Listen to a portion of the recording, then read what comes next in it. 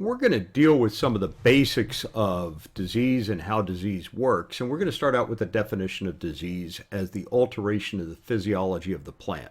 When you alter the physiology of the plant, you will get some sort of what we would call a disease out of it, and therefore disease is of extreme importance. Now, we're going to look at a lot of different things that go on and how some of these things work. We have pathogens, and pathogens are disease causal agents. Pathogens will include bacteria, fungi, nematodes, and viruses, and we will look at these in detail in some of the other chapters.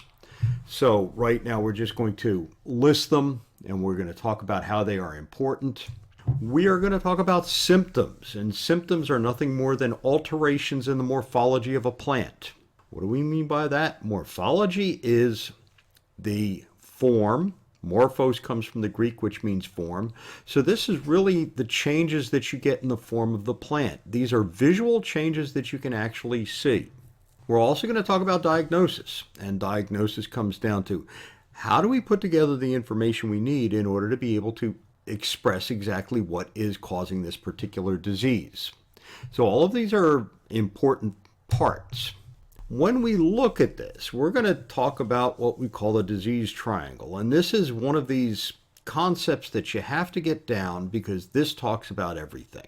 It says it starts out with a favorable environment. If we are going to have disease, we have to have a favorable environment because if you don't, you aren't going to get disease.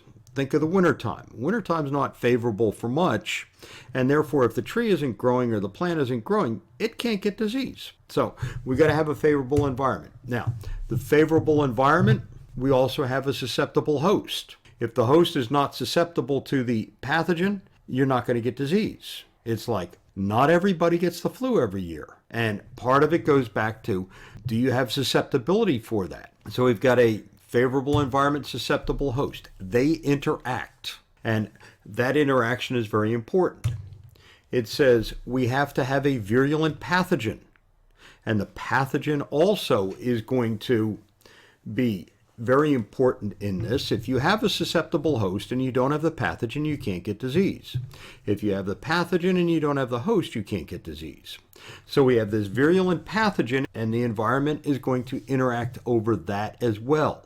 You're also going to get an interaction between the host and the pathogen. And when all of these three come together in the right way, we get disease. When we try and control disease, what we often look at is eliminating one of these legs. And if you can eliminate one of these legs, you won't get disease.